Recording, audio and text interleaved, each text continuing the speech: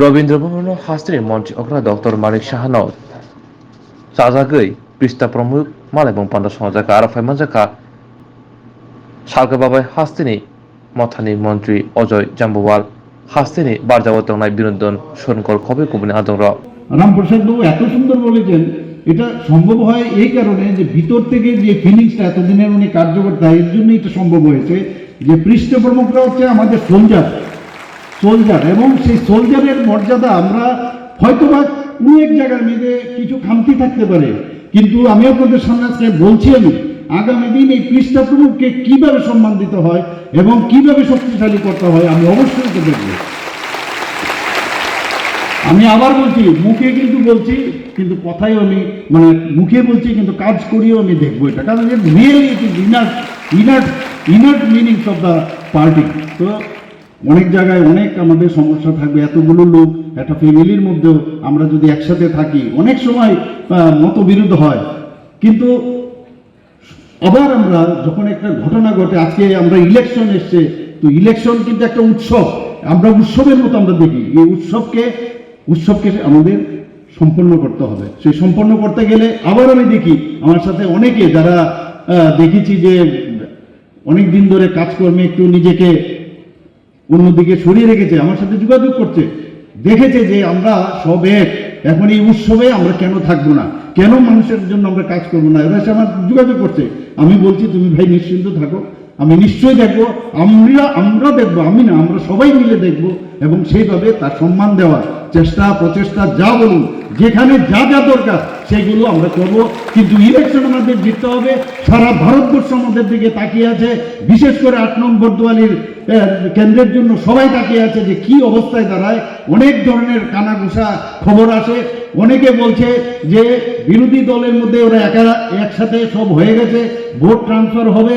তো এগুলো আমাদের থাকবে, কিন্তু যদি পাবলিক মানুষ জনতা-জনার্দন আমরা যদি জানি, তারা যদি আমাদের সাথে থাকে, আমি যেভাবে যাচ্ছি সম্ভব না 56টা বুথে এখন কমপ্লিট করা, কিন্তু আপনারা পৃষ্ঠা প্রমুখরা যদি মানুষের সামনে এইভাবে যদি আপনারা যেতে পারেন, আমি নিশ্চিত যে আমাদের 92% যেটা বলেছে 95% আমরা এই উত্তরাখণ্ডের মুখ্যমন্ত্রী যেটা পেয়েছে তার থেকে বেশি আমাদের পেতে হবে, সেই আশা আমি সবার কাছ থেকে আমি করছি, কারণ এটা একটা প্রেস্টিজ ইস্যু। 56 पे कांग्रेस की जमाना जब्त होगी कि नहीं? पक्का? आदरणीय अजय जमवाल जी ने कहा कि जीत कैसी होनी चाहिए। अभी अभी एक मानक तय हुआ है। उत्तराखंड में हमने मुख्यमंत्री को चुनाव लड़ाया था, अब तक सबसे अधिक 92% वोट उनको मिला है। तो हम सबके सामने चुनौती है, उत्तराखंड के सीएम अगर 92% से जीत सकते हैं, 92% मत मिल सकता है, तो ये त्रिपुरा क्या कार्यकर्ता क्या 95 नहीं कर सकते? क्या कर सकते हैं कि नहीं कर सकते हैं? तो आदरणीय अजय जी, मैं आपको विश्वास दिलाना चाहता हूं कि हम केवल जीतेंगे नहीं, जिस कांग्रेस को पूरे देश से सफाया हो गया हो, जिस कांग्रेस का उत्तर पूर्व से सफाया हो गया हो, उसका यहां पे बीज लगना तो दूर, उसको अंकुरित भी नहीं होने देंगे। अंकुरित होना तो दूर, उस बीज को लगने भी नहीं देंगे। लगने देंगे क्या? इसलिए युक्त सरकार दी है, आपका तो इतिहास रहा है, चाहे यूपीए 1 की सरकार रही हो, चाहे यूपीए 2 की सरकार रही हो, कश्मीर से कन्याकुमारी तक, कामरूप से कच्छ तक भ्रष्टाचार में भी देश अखंड तक डूबा था। यह देश के लोग अभी भूले नहीं हैं। चाहे कोलगेट घोटाला हो, चाहे 2G घोटाला हो, चाहे कोयला घोटाला हो, और तो और साथियों, इस देश के शहीदों के कफन में भी घोटाला करने वाले जिस राजनीतिक दल के कार्यकर्ता यहां चुनाव लड़ रहे हैं, उनसे सवाल किया जाना चाहिए, क्या कैसी सरकार देना चाहते हैं? मैं आदरणीय अजय जमवाल जी से फिर अपने को जोड़ता हूं। हमको प्रत्येक घर में जाना चाहिए, चाहे आपकी केंद्र की सरकार हो, चाहे आपकी प्रदेश की सरकार हो, उसने ऐसा कोई काम नहीं किया है जिससे कार्यकर्ताओं का सर या मस्तक नीचे झुका हो। हमने बिना जाति का भेदभाव किए, बिना धर्म का भेदभाव किए, कौन बूथ जीते हैं कौन बूथ हारे हैं उसका भेदभाव किए बिना जो जिसकी पात्र था उसको हमने देने का काम किया है।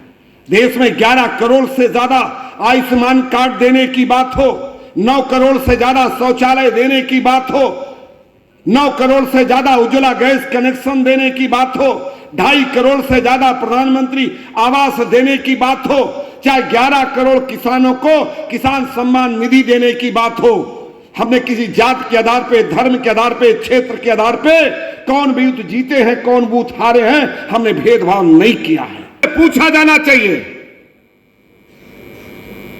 जब ईडी की नोटिस आती है तो देश के नागरिक होने के नाते, एक राष्ट्रीय दल के अध्यक्ष होने के नाते, पार्लियामेंट के सदस्य होने के नाते जिस कानून को पार्लियामेंट ने पास किया हो उसको सम्मान करना चाहिए। ईडी के दफ्तर में जाके अपना पक्ष रखना चाहिए, अपनी बात कहना चाहिए, अपनी बेगुनाही साबित करना चाहिए। ये करने के बजाय वो देश की जनता में गुमराह करना चाहते हैं, देश की जनता में भ्रम फैलाना चाहते हैं। जो मामला कोर्ट का है वो देश की जनता की अदालत में नहीं मिलने वाला, उसका न्याय नहीं मिलने वाला। और ये कोई पहली बार नहीं हुआ। ईडी की सम्मान और नोटिस देश के अनेक राजनीतिक दल के नेताओं को भी पहले मिल चुकी है। हमारे गृह मंत्री आदरणीय अमित भाई शाह को भी मिली थी, लेकिन हमने पूरी ईमानदारी से कानून का सम्मान करते हुए ईडी के द्वारा लगाए गए चार्ज को हमने देश की सर्वोच्च न्यायालय में चुनौती दी। और आज हम गर्व के साथ कहते हैं, स्वाभिमान के साथ कहते हैं, क्योंकि हमको राजनीतिक द्वेष से फंसाया गया था और देश के सर्वोच्च न्यायालय ने हमको बेबाक बेइज्जत बरी किया है। अगर आप गुनाहगार नहीं हैं, आपने देश से बेईमानी नहीं की है, आप नेशनल हेराल्ड घोटाले में आप दोषी नहीं हैं, तो जो बात न्यायपालिका में कहना चाहिए वो जनता की अदालत में जाके के जनता को जो गुमराह करने का काम कर रहे हैं वो देश की जनता अच्छी तरह समझती है। आप तो स्वयं मना कर रहे हैं। उन्होंने कहा कि मैं संगठन के मुखिया के नाते और 8 बर्दवाली की जनता के नाते मैं चाहता हूं कि कोई कार्यकर्ता को वहां भेजा जाए। उसके बावजूद अगर संगठन और राष्ट्रीय नेतृत्व कोई निर्णय लेता है तो उस निर्णय को मैं पूरी तरह से मानूंगा। साथियों, मैंने यह भी कहा कि 8 बर्दवाली का चुनाव अभी दूर है, चुनाव लड़ने में कुछ भी हो सकता है और एक सुनहरा भविष्य दिल्ली में आपका इंतजार कर रहा है। इन्होंने फिर अदब और निवेदन के साथ कहा कि राष्ट्रीय नेतृत्व को समझाइए, मेरी इच्छा है कि मैं 8 बर्दवाली का नेतृत्व करूं। तो मैंने कहा दादा यहां बनेंगे तो विधायक बनेंगे। जब मुख्यमंत्री की कोई दूर दूर तक संभावना नहीं थी, कोई चर्चा नहीं थी, किसी प्रकार की आशा की किरण या किसी प्रकार की इस तरह अपेक्षा भी नहीं थी, तो अपने स्वभाव के अनुरूप विनम्रता से कहते हैं मुझको बर्दवाली की जनता पे भरोसा है। आप राष्ट्रीय नेतृत्व से कह दीजिए किसी कार्यकर्ता को राज्यसभा भेज दे और आने वाले उपचुनाव में मैं 8 बर्दवाली की सेवा करना चाहता हूं। साथियों, आप सौभाग्यशाली हैं कि प्रदेश का मुखिया आप पे भरोसा करता है। और आज मैं माननीय शाह को भी धन्यवाद दूंगा, बधाई दूंगा कि आज जब मैं उपचुनाव की घोषणा हुई और मैं कार्यकर्ताओं से मिलना शुरू किया तब मुझको पता चला कि आप किस भरोसे से, किस उम्मीद से आप 8 बर्दवाली की सेवा करना चाहते थे। तो उसको लगता है कॉमन आदमियों को कि सरकार देती है, और सरकार क्या होती है? ऑफिसर होते हैं। इस चीज को उनके दिमाग से निकालने की आवश्यकता है, तब बेनिफिशियरी आपका वोटर बनेगा। इसलिए मेरा आपसे निवेदन है कि अपने पास समय है, 8 दिन है अपने पास, और केवल 15 घरों को संपर्क करना है।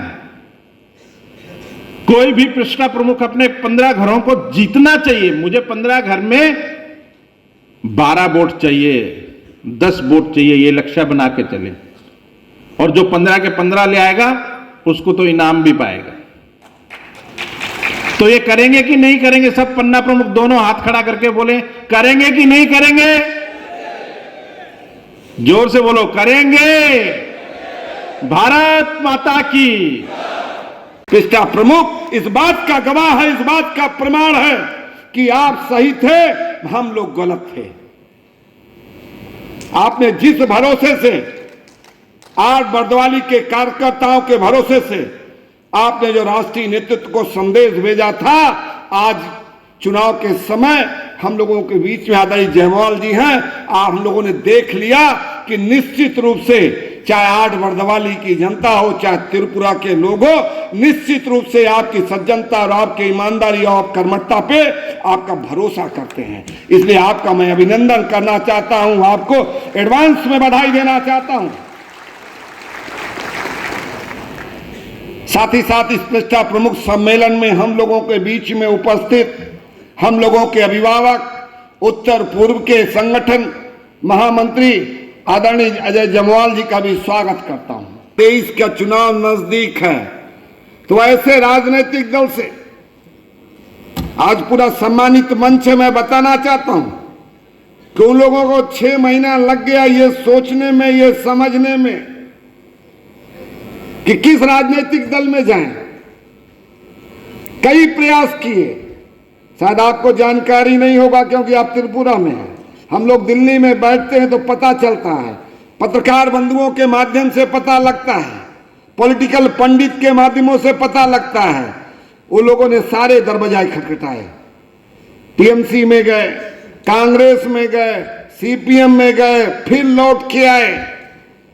वो आपकी ताकत से इतना भयभीत थे कि वो तय नहीं कर पा रहे थे कि कहां जाए, कहां शरण लें, और अंत में एक ऐसे राजनीतिक दल के शरण में गए हैं जिसको देश ने नकार दिया है। और उत्तर प्रदेश के बिना कहीं किसी की केंद्र की सत्ता आज तक नहीं बनी है क्या? बिना उत्तर प्रदेश के आशीर्वाद के सत्ता बन सकती है क्या? और उत्तर प्रदेश ने कांग्रेस का 1,56,000 बूथों पे जमाना जब्त कर दिया है।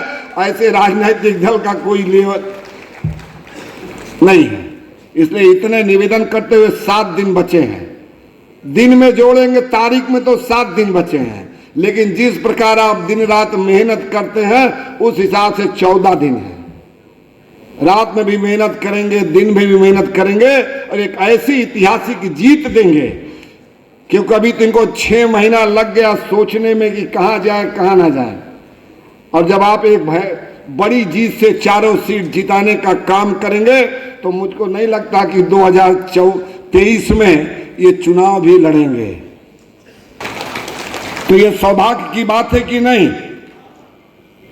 उससे भी ज्यादा साथियों सौभाग्य की बात है। मैं पूरी ईमानदारी और पूरी निष्ठा के साथ कहना चाहता हूं, यहां पे मंच पर मंचासीन सभी संगठन के और सरकार के पदाधिकारी हैं और यहां बैठा पिस्टा प्रमुख। जब कभी दूर दूर तक संभावना नहीं थी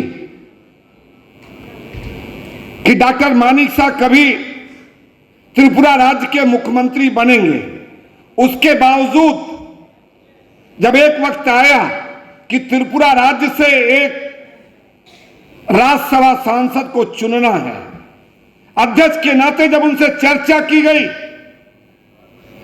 और राष्ट्रीय नेतृत्व की भी मंशा थी कि मैं इनसे बात करूं, और जब मैंने इनसे राष्ट्रीय नेतृत्व के प्रस्ताव को इनके सामने रखा कि राष्ट्रीय नेतृत्व भी चाहता है, हम लोग भी चाहते हैं, क्या देश के उच्च सदन के सदस्य बने। आप कल्पना करिए, जो कोई राजनीतिक कार्यकर्ता किसी सदन में जाने के लिए पूरी जीवन काम करता है, सब प्रकार के राजनीतिक जोड़ गांठ करता है, सभी प्रकार के प्रयास करता है, अपनी तरफ से पूरी ताकत लगाता है और उसके बावजूद सफल नहीं होता। मैं डॉक्टर मानिक शाह का अभिनंदन करना चाहूंगा, बधाई देना चाहूंगा। जब इनका प्रस्ताव रखा गया तो अपने स्वभाव के अनुरूप बड़ी नम्रता के साथ, बड़ी विनम्रता के साथ इन्होंने कहा कि मेरी इच्छा तो है कि मैं 8 वर्द वाली की सेवा करूं, कृपया किसी कार्यकर्ता को भेज दीजिए।